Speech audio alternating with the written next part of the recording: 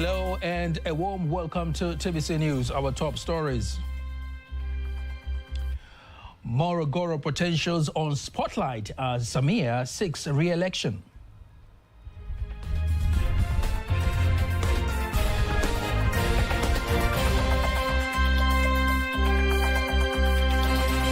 Tanzania and Ghana are keen to deepen ties in key sectors. Ghana, like us, produces gold, so I'm sure we have a lot to share in the field of mining.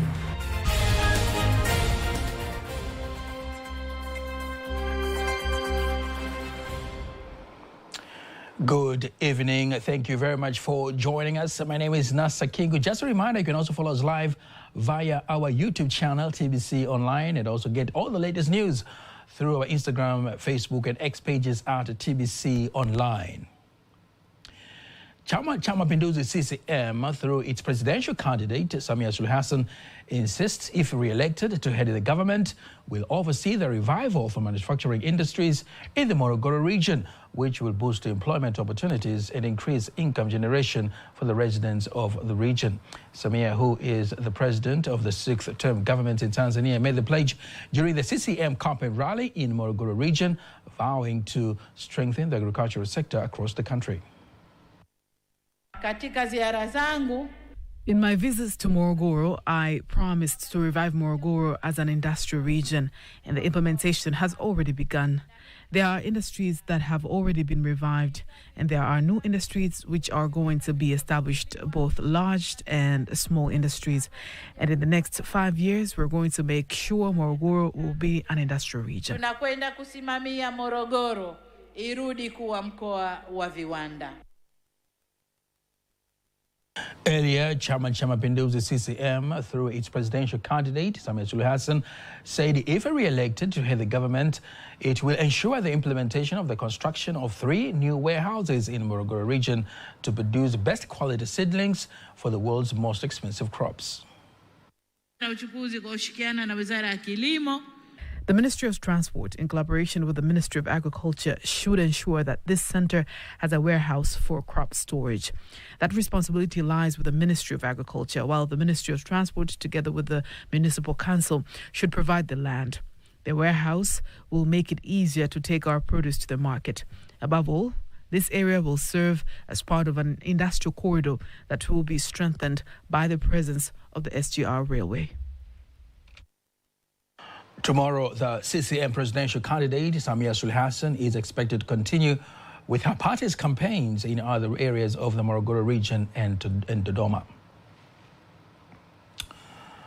In Dar es Salaam now, where the Vice President of the United Republic of Tanzania, Dr. Philip Mpango, has met and held talks with outgoing ambassador of the Republic of Ghana to Tanzania, Damte Bediako Asare, at the State House in Dar es Salaam. The Vice President says that the two countries continue to deepen ties, focusing on economy, and that it is important for the two nations to continue to cooperate more in investment, trade through the African Continental Free Trade Area program in other key sectors such as the mining, agriculture, tourism, IT, education, and social services. Of course, we can continue, or rather expand the areas of cooperation, share ideas. Ghana, like us, produces gold, so I'm sure we have a lot to share in the field of mining, how we deal with the big companies. Just to make sure that our people don't remain with empty holes when the actual minerals are gone. Again, in the areas of agriculture, tourism, education, information communication technology, even the social services, education, exchange our students, but as well as instructors. I know Ghana has very strong universities. It is important that we continue promoting exchange at that level. On the other hand, the outgoing ambassador of the Republic of Ghana has thanked the government of Tanzania for the continued cooperation extended to him throughout his tenure of service in the country. He insists the late Mwalimu Julius Kambarage Nyerere and the late Kwame Nkrumah created the foundations that many countries in Africa continue to build on in maintaining peace and stability. President Nkrumah and Baba Wa Taifa, Mwalimu Nyerere, I think the two of them were not just pioneers in African politics, they were actually pillars of leadership on the continent. And I think the foundation they laid is what has sustained and guided most of African countries to where we are today. And there are times I'm a bit curious to look at even the national flags of quite a number of countries, you know, especially in West Africa. And then you see that the Ghana colors, red, gold, green, there are some of them that have the same arrangement, the same color, only minus the black star. So it means they showed an example for others to lead. In fact, I joined the Ministry of Foreign Affairs in 1997. So next year I'll be about 30 years as a Foreign Service officer. In 1997, at our National Day, which is our 40th independence anniversary, in fact, Mwalimu Nyerere was our guest of honor. And he spoke in glowing terms, first of his relationship with Mwalimu Nyerere, Dr. Kwame Nkrumah, and also the relations that the two countries have enjoyed over the years. The East African Crude Oil Pipeline, EACOP, opens a new chapter in Africa's history in harnessing its natural resources through regional cooperation. The project is designed to boost Uganda's economy and position the country among the world's oil-producing nations. Faith Ngaga has more details. The agreement for the pipeline was initiated in 2017 at Chongoleani in Tanga, Tanzania, and Hoima in Uganda by the late Dr. John Pombe Magufuli, together with Uganda's oil owner, President Yoweri Kaguta Museveni. Hopes for the project were revived in 2021 when, after assuming office, President Samia Suluhu Hassan made her very first foreign trip to Uganda, reaffirming the commitment to make this pipeline a reality. The project moved into full implementation in January 2023, stretching 1,443 kilometers. The pipeline connects Uganda's oil fields around Lake Albert in the northwest, all the way to Tanzania's northern coast at Chongoleani, Tanga. Construction process has now reached more than 65%. Ownership of the project is shared. Tanzania, through TPDC, holds 15%. Uganda, through UNOC, also holds 15%. China's CNOC owns 8%. And France's Total Energies leads with a 62% stake.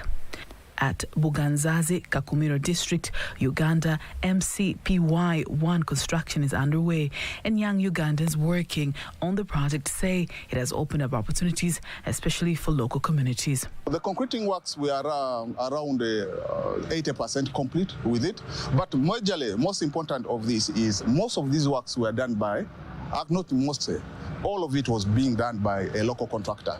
One, the civil works was done by a company called NEC, which is part of the government construction team. After finishing the civil works, and then we gave it to Excel, who are doing the concreting works, who are also local. So in that term, all the civil works was reserved for only the local contractors. Whatever the priority when we're looking for opportunities in terms of goods, the priority is given to the host communities. So you can imagine we are such a big number of people that are actually being accommodated here, and we eat food from here. The priority is given to the Ugandan, to the host community before you go elsewhere. Uganda has also enacted policies to ensure local expertise leads the way in implementing the project.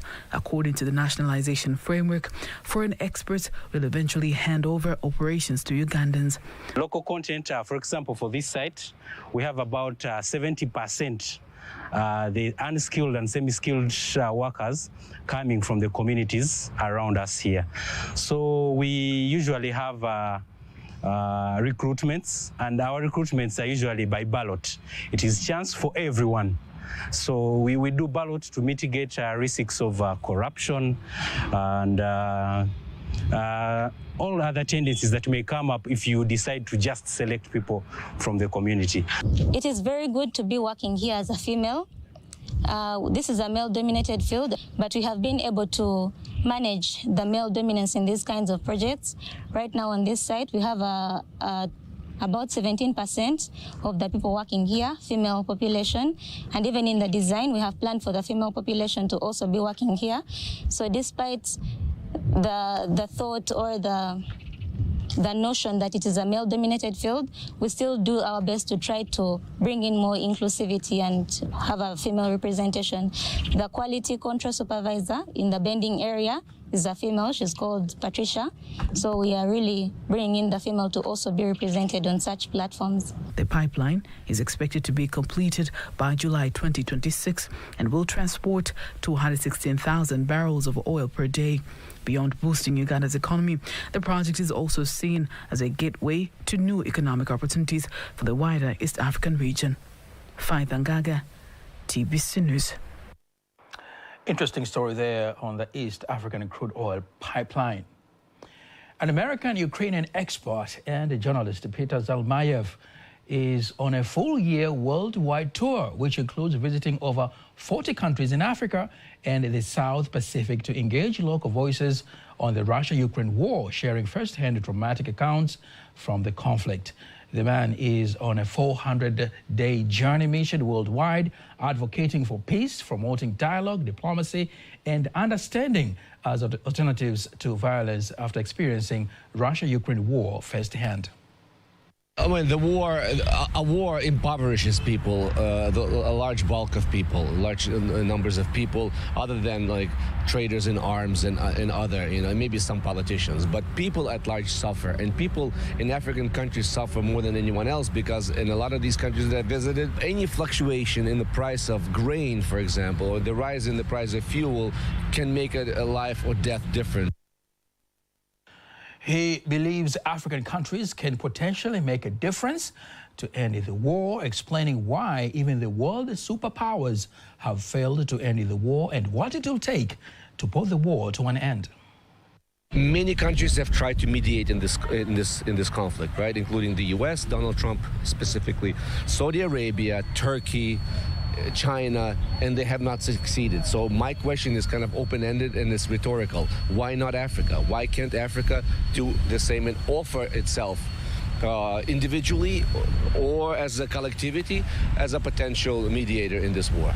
But I think the trend is clear that America is going to be unwinding its presence in Ukraine, its military assistance to Ukraine. It's telling Europeans you have to step up. It's happening on your continent. It's your thing. They want to increase their budget allocations to NATO up to 5%. Not everyone is on board with that yet, but they know that if Ukraine falls, they may be next, one way or another. I think it will take a concerted effort by all players to finally realize that this has gone on too long. We need to put an end to it because this war has shown how it can have a domino effect. In February 2022, Russia invaded Ukraine, starting the largest and deadliest war in Europe since the World War II, in a major escalation of the conflict between the two countries, which began in 2014.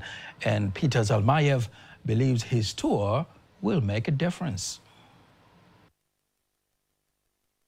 Cultural heritage and historical tourism, especially the one based on the slave trade, can immensely contribute to the income generation in various communities in the country if there will be concerted effort to develop a unique tourism platform in various parts of the country. The statement was made by the Director General of the Tanzania Broadcasting Corporation, TBC, Dr. Ayub Rioba Chacha, when he visited the slave route in Ujiji, Kigoma, insisting that cultural heritage tourism can play a vital role in the economic development of any country. I look at these mango trees and I see this is just a miracle. The fact that we had mango trees from here Gigi in Kigoma all the way to Bagamoyo. And they were planted purposely to not only feed the slaves or the slave caravan, but also to provide shade when they were walking. Because this is a long journey. And you know, this is a tropical Africa where the sun is always on top of you. So it's important to preserve these mango trees which have remained, which have stood the test of time. I know we have them here. We also have them in Tabora, and we have some of them in Bagamoyo. And I'm saying in other places where these mango trees are no longer there, I think we need to put something to remind people that, you know, as you rightly said, there are about 14 stations from Bagamoyo up to here.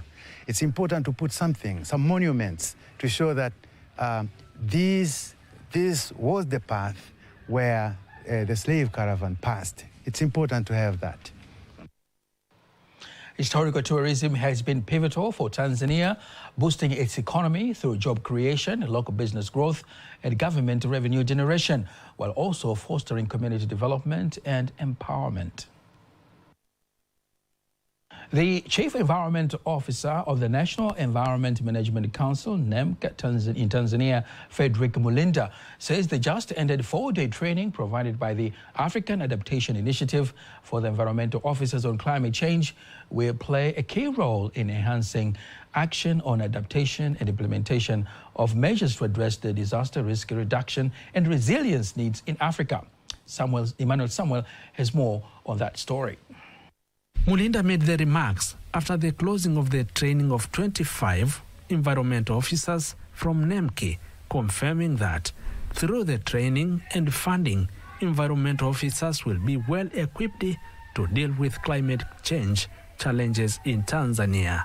Tumeweza kupata mafunzo ya kimataifa mara mbili. We have been able to receive international training twice in Morocco and Togo, and now they have come to NEMC, where many officers have received valuable training. The project coordinator of the initiative explains further the important areas covered through the training.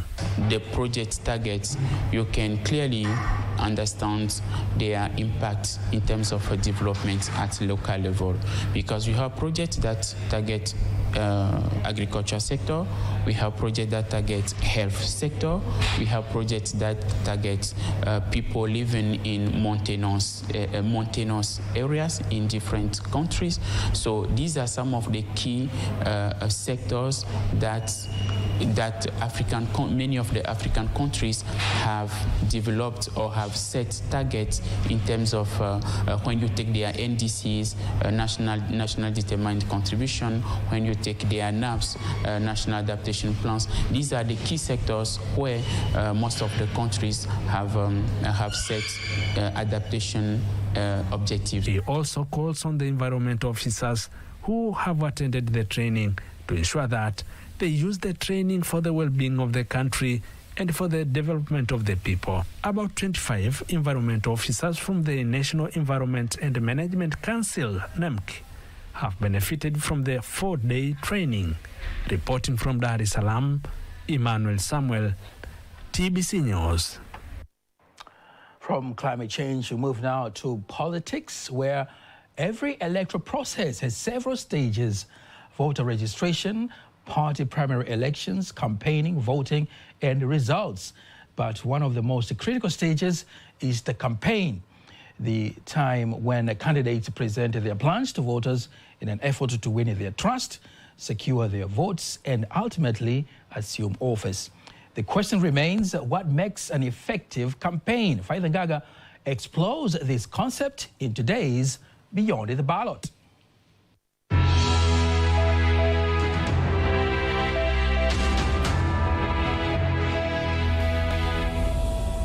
Every electoral process is like a storybook, and one of its most defining chapters is the campaign period, a time when candidates showcase their policies while citizens listen keenly, weighing promises before making decisions at the ballot.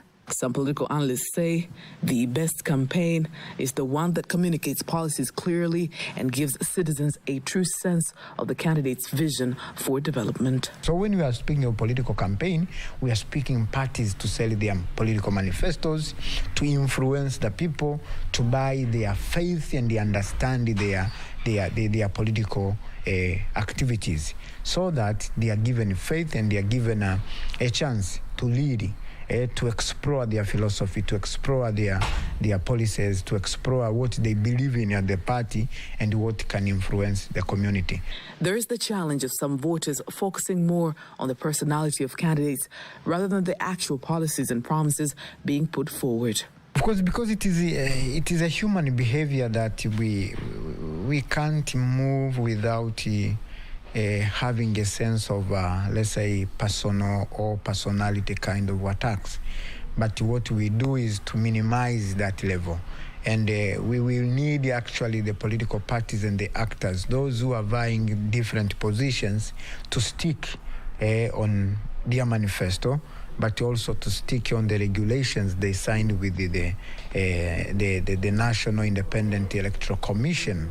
That requires them to abide with the language they use, to abide with their political finances, to abide with all such which they signed. So I think they have to comply rather than coming up from a personal ground or personality and as a character assassination, which is not a good politics. And currently our country is much fragile. A lot of character assassination is too much.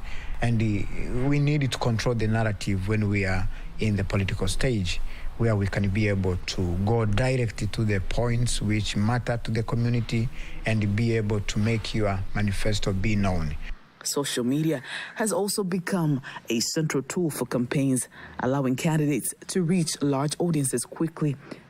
However, some of these platforms are used to attack rivals, often without considering the long-term consequences, leaving behind long-term permanent damages after the elections. Political experts emphasize that healthy competition grounded in ideas, respect, and policy-driven debate is what strengthens a nation. They stress the importance of safe, responsible campaigns that highlight candidates' plans without causing division or harm society. Faith Ngaga, TBC News, for Beyond the Ballot.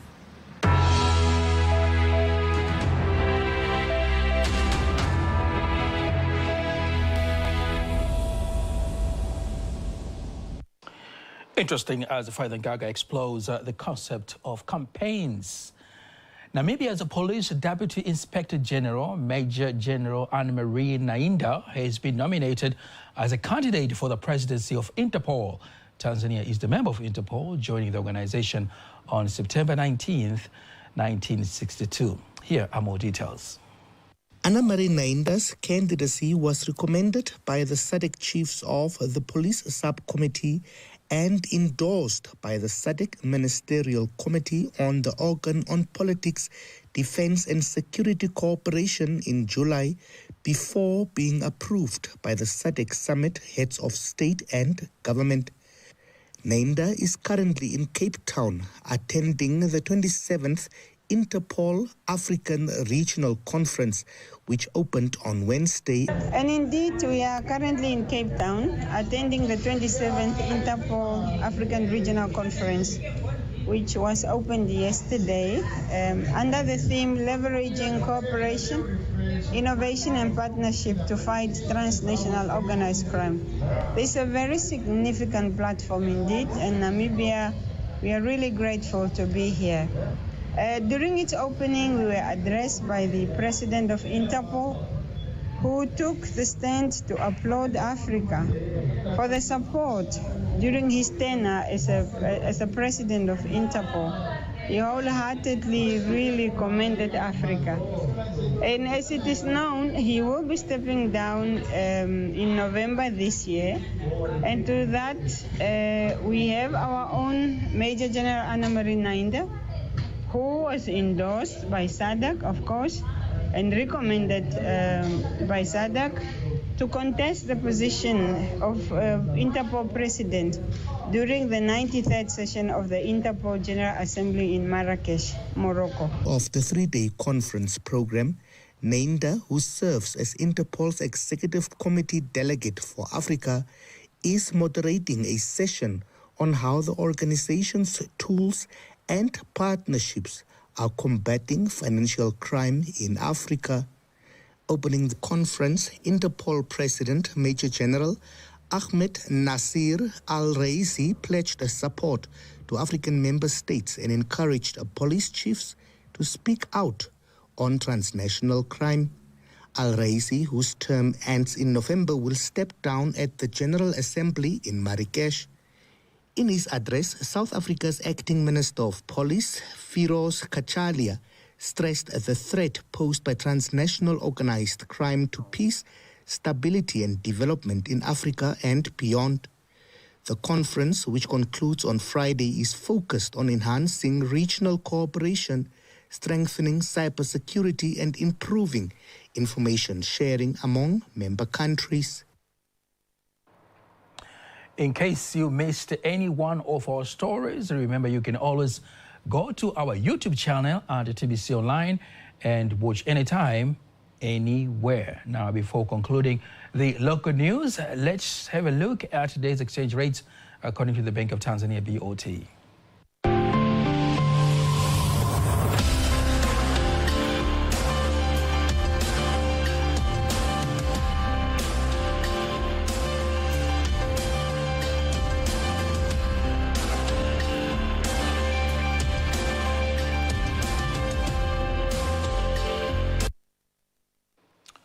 Don't miss TBC News every weekday to know all the latest in exchange rates. When we return, it will be time to take a look at the sports news.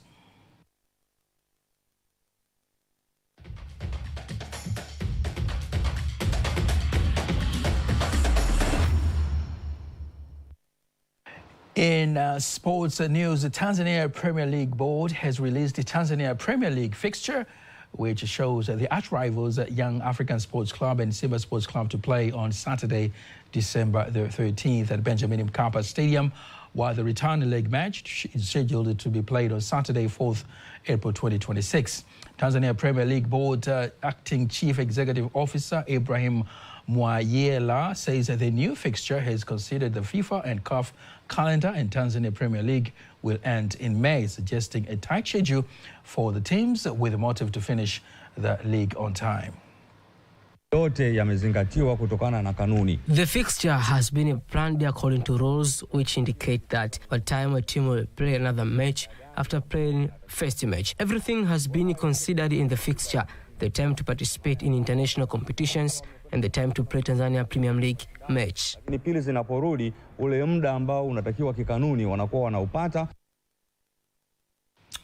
Tanzania Premier League fixture shows that the first match will be played on Wednesday, September 17th, as KMC Football Club welcomes Dodoma Jiji at KMC Complex Stadium in Dar es Salaam, while Coastal Union will take on Tanzania Prisons at Mkokwani Stadium in the Tanga region. Well, that's the sports news. Now, before we conclude the news bulletin for tonight, let's take a look at the weather forecast for the next 24 hours. Hello dear viewers, and thank you for joining us for the weather forecast. And cool temperatures are still expected over most part of the country, with lowest minimum temperature of 7 degrees at Mbeya region, for Banjombe with 8 degrees Celsius. And wind expected to flow at the speed of 20 kilometers per hour for the northern part of Lake Tanganyika, and the speed of 30 kilometers per hour for Lake Lukwa, Lake Nyasa together with the entire coast, and the speed of 40 kilometers per hour for Lake Victoria Basin together with the southern part of Lake Tanganyika. And the Meteorological Authority is issuing an advisory of short periods of strong winds reaching 40 kilometers per hour and large waves reaching 2 meters are expected over the Lake Victoria Basin together with the southern part of Lake Tanganyika. So precautive measures should be taken. And also for tomorrow, we expect Tanga, Dar es Salaam, Pwani, including Mafia ISOs, together with Unguja and Pemba ISOs are expected to feature as partly cloud condition. Light rain showers for a few areas and sun periods. And for the rest part of the country, are just expected to feature as partly cloud condition together with sun periods. Let us see next 4 days forecast from different cities and regions. Dar es Salaam minimum temperature is expected to be 20 degrees. Dodoma minimum temperature is expected to be 14 to 15 degrees. Mbeya minimum temperature is expected to be 8 to 9 degrees. Mwanza minimum temperature is expected to be 16 degrees. Kilimanjaro minimum temperature is expected to be 15 degrees. Morogoro minimum temperature is expected to be 16 degrees. Arusha minimum temperature is expected to be 14 to 15 degrees. I'm Rebecca William from the Meteorological Authority. Thank you. That is all we have for tonight. Lulu Mohammed will be here at 11 p.m. for another bulletin in Kiswahili. On behalf of the whole team, I am Nasa Kingo. Thank you very much for watching, and we wish you a good night and a constructive weekend.